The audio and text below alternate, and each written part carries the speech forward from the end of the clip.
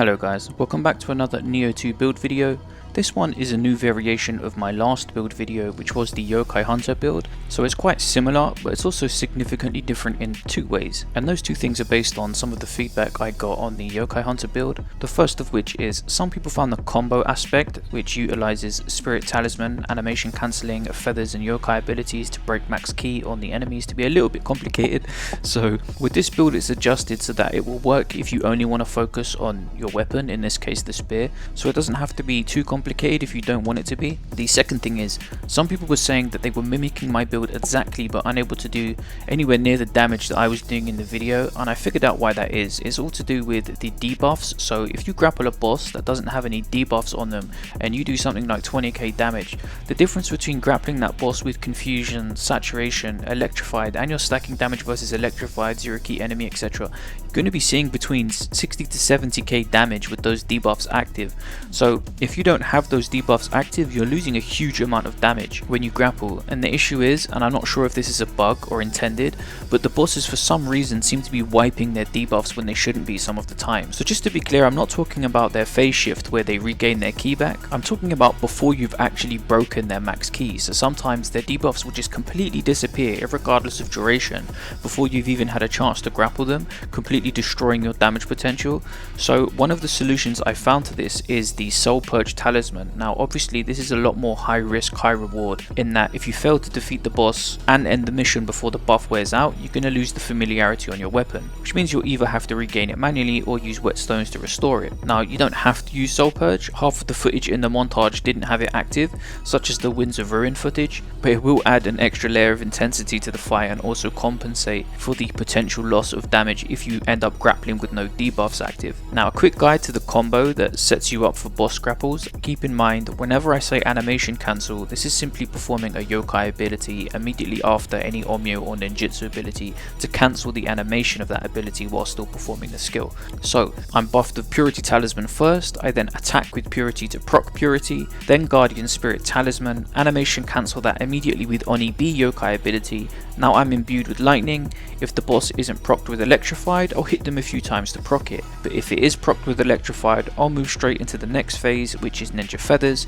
into animation cancel Nupepo yokai ability. Now at this point the boss should be confused with Purity, Electrified, and ideally Saturation from Water Feathers, and I can focus on breaking their ki. Now in the clip the ki is already depleted, but from force of habit I'm going to attack him a few times anyway. Now the most important part, once the ki is depleted I need to break the max ki bar to set him up for a grapple. This is where I hit the Gazuki yokai ability. Never use Gazuki on a boss until their ki is depleted, because this is where you want to one shot their max ki bar, and that's what Gazuki does. You also want to try and keep in mind what the bosses are resistant to, so typically I'll carry Water Feathers, but for something like Ryomen I have everything set to Lightning, because Purity and Lightning is enough to apply confusion whilst he's resistant to fire and water. So if we jump into the gear, we are running full Inari, which gives us Onmyo magic power, ki recovery on Onmyo used, which you'll see more benefit from if you're not running the same spear as mine, and a 20% damage increase when the weapon is imbued with an element, i.e. lightning. We combine this with 3-piece tie route for the 4-piece grapple bonus. Our Inari pieces are coming from both of our weapons and our secondary weapons, as well as the head and chest piece,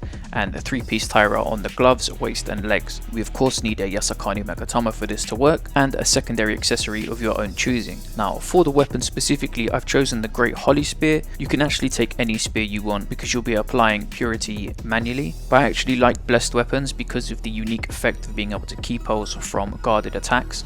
Also the Holly Spear comes with ki recovery on Amrita absorption, so whilst this conflicts with ki recovery on Onmyo use with Inari, when I'm running full missions I mostly just use the spear and I'm not actually casting spells anyway, so this setup just has all around great ki recovery. So if we get onto the stats, I have Chidori ki damage. Now Chidori is definitely hands down the most underappreciated skill on the spear. People seem to have this misconception that this skill is only for humans.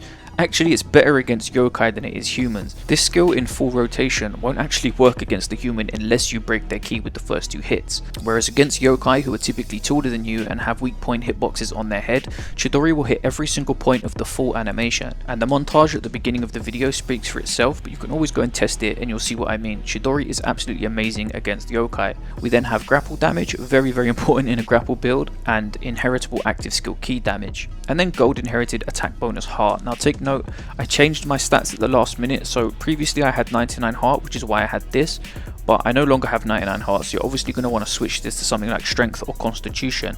I've just run out of orange inheritables, so funnily enough the damage you were seeing in the montage wasn't even fully optimized, so you definitely want to find strength or constitution orange inheritables, or alternatively you can put it on via a regular inheritable and then place any random orange inheritable and retemper that to skill key damage, which is what I'll probably do. I just completely forgot to do this when I rerolled my stats, so I've been playing with subpar damage for the entirety of my footage collection. My secondary weapon is the sword from my Yokai Hunter build. I don't really switch weapons on Inari builds because you'll lose the imbue effect, so don't worry too much about the secondary weapon as long as it's part of the Inari grace. For ranged weapons, just make sure it has damage bonus agility, everything else is pure personal preference.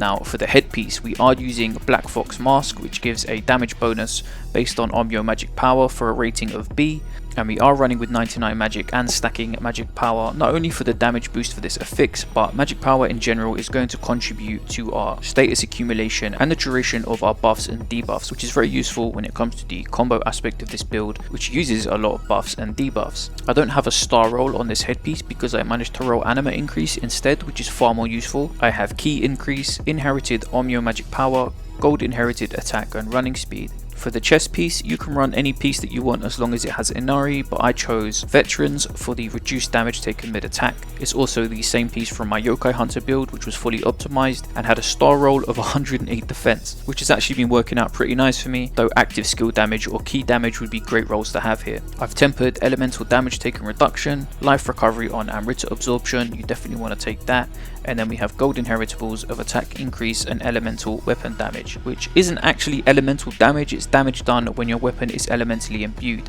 If you want to know how I got this via a gold inheritable, I just placed a random gold inheritable here and then I retempered it to elemental weapon damage. So for the gloves, native attack increase, toughness, which is needed for us to get above 300 toughness with this build, inherited Omyo magic power, a star roll of active skill damage, and orange inheritables of dodge key consumption and running speed. For the waist, faster winded recovery, which you don't actually need if you're running the same spirit I am. This is another thing I'm going to need to re-roll because the spirit actually comes with this. Omyo magic power, a star roll of active skill damage, inherited toughness, and orange inheritables of attack and running speed. Finally for the boots, running speed, dodge key consumption, toughness, a star roll of active skill damage, and orange inheritables of attack and Omyo magic power.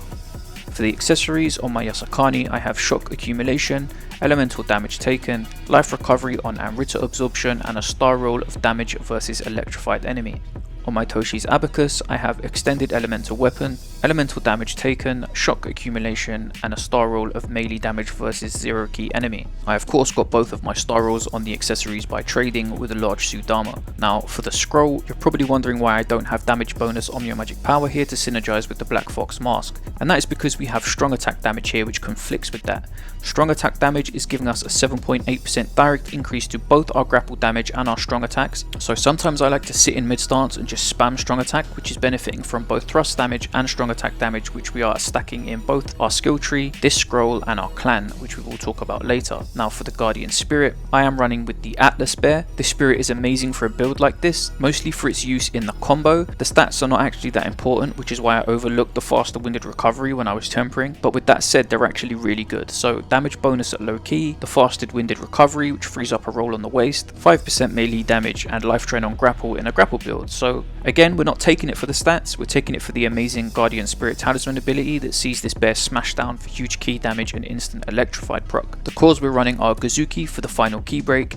Take note that charge attack boost synergizes with Twisting Spear, which is considered a charge attack. Thunderstorm on EB to both animation cancel at a cheap cost whilst imbuing our weapon with lightning to take advantage of the Inari set bonus and damage versus electrified. And lastly Nepepo, mostly for the damage buff, but also the life increase and life recovery on Amrita absorption are pretty nice too. Now very importantly, my second spirit guardian I'm running is Rokugizo, simply for the plus 10 to toughness, which is needed to hit 300 toughness with this setup. If for some reason you've got different rolls and your toughness exceeds 300 without this spirit, then swap it for something else. The best best other spirits as a secondary spirit in this build would be something like Tenjin, which gives an anima bonus on elemental attack as well as increasing attack when surrounded, Inner Saseo for damage taken mid attack reduction, or Genbu for anima bonus Onmyo magic hit. Now for the items, for the Jutsu, you will be needing Guardian Spirit Talisman. I personally use the Fleeting Amulets because you can carry 10 of them as opposed to 4 from the actual Onmyo, but there are benefits to running the Onmyo version in that you can restock them at shrines, whereas you can't restock the Fleeting Amulets. Ninja Feathers of your preferred elemental choice, Arc Yokai Talisman to increase anima gain, Purification Talisman to buff with purity at the beginning of the fight, Extraction Talisman, this is your main source of healing and key regeneration with all of the life and regen on Amrita absorption rolls. Now most importantly, for the super damage mode, Carnage Talisman and Soul Purge Talisman, all of which stack with Nepepos. You can have all three of these active at the same time, and that's what makes the damage so broken and lets you destroy any boss in the game in under 10 seconds. As mentioned, Soul Purge comes with a very high risk if you mess up, but it's the highest damage potential possible in the game, so it's there to be utilized if you wish. You know, the build doesn't rely on it to work, it's just another option. Other things to note is I carry Red Spider Lily or Lantern Plant Fruit to max out my anima before the fight, though doing this too often can be a pain and get quite costly because you're going to have to farm these items again if you run out, as you can't buy or craft them, so that's up to you. Fire Familiar Talisman isn't important, it's just a little bit of fun where I can sit in mid stance and open with strong attacks, and Fire Familiar Talisman synergizes with strong attacks. So moving over to the trees in the Onmyo tree, I've already gone over the spells you want, but for the passive skills, you definitely want to take the Awakening Mystic Art, as faster casting speed is essential. Duration would be perfect, but it's impossible to run an offensive magic setup without casting speed, unfortunately, it just won't work. Also, make sure you have Incantation Mastery rank 2 for the increased spell capacity. Pure Heaven Cursed Earth to increase the range of purification, and Pure Mind 2 to increase your Dark Realm resistance. In the Shiftling tree, take everything that is any way related to anima. If you see the word anima on it, then take it. Leechkin is good because it restores health when you land a yokai ability, and you are using a lot of yokai abilities in this build. And if you want to, though it's not really needed, Guardian Bond, which increases the damage of Guardian Spirit abilities. The damage isn't really why you're using it, it's for the stagger, element accumulation and key damage. The damage of the Guardian Spirit Talisman isn't really noteworthy in itself unless you're running something like Tenjin as a main spirit, which is the only spirit that actually does noticeable damage with the Spirit Talisman. As a side note, Tenjin would actually be a fantastic choice as a main spirit for a build like this. The only issue I have with it is the Talisman ability has less range, and the element that it does is random in that it can do fire, water or lightning. So if I'm fighting something that's resistant to those elements, it has a chance to use the resisted element, which is of course something I don't want. But the damage it does is actually really strong, so I just thought I'd mention it. In the Spear tree, you want the Stability Mystic Art, increasing your thrust damage, which not only affects your spear attacks but also your grapple damage, as well as the range of your attacks. So in line with that, you also want to max out thrust damage as well as your grapple damage. The rest is up to you. Personally, I love passive increases, so final blow damage, damage taken at critical, damage at critical, and key recovery at critical, and also damage from behind. Now notice I do not have Rainbow Ruse. This is very important to my playstyle. You know, if I want to do flips and attacks from the air, then I have Flying Monkey. Rainbow Ruse conflicts with me being in low stance and trying to key post transition and stance whilst being mobile. There is nothing more frustrating than accidentally activating Rainbow Ruse when you're key pulsing, as it flips you out of whatever you wanted to do and costs key, which personally I think is a fundamental flaw. Having an ability that costs key automatically applied to your key pulse is terrible weapon design, but that's just my opinion. I highly advise you not to activate this skill if you want to use my playstyle. So for the stats, first take everything required by your gear, the Yasakani and the spirits. Then we want 99 Constitution and Strength, which we are going to dual scale our weapon with via remodeling. I've then taken 99 Magic. You only need 30 for the max Onmyo capacity, but we've gone all the way for the magic power increase, which synergizes with our Black Fox Mask. 15 Dex is enough to carry all of our Ninja Feathers and 2 Ninja Scrolls. With 99 Strength, we need 40 points in Stamina to reach 70% Encumbrance, which is B Agility. For our final dump stat, it's Heart for extra damage with Spear, as well as the key increase. Finally then, for our clan, we are in Maida, which increases our thrust damage, which synergizes with Spear and Grapple, but most importantly, it applies an auto weakness debuff on grapple attacks, significantly increasing the damage of the grapple. Keep in mind this doesn't really work in co-op as the threshold for debuffs is increased, so it won't actually activate, but you shouldn't really be focusing on grapple builds in co-op anyway, simply because of how difficult it is due to the key break thresholds. That said, this build does work fine in co-op. You're just going to want to focus on the spear and combo aspects rather than the grapples. And that's pretty much the build, guys. If I've forgotten anything or if you have any questions, feel free to let me know down in the comments. As always, you're welcome to join our Discord where you can ask questions, team up, trade, or just hang out. Links provided in the description and pinned comment. For now, if you like this video, please hit the thumbs up as engagement really helps the video's reach, and if you're not already subscribed, consider doing so for more Nioh 2 content coming soon. Okay guys, until next time, stay safe and take care.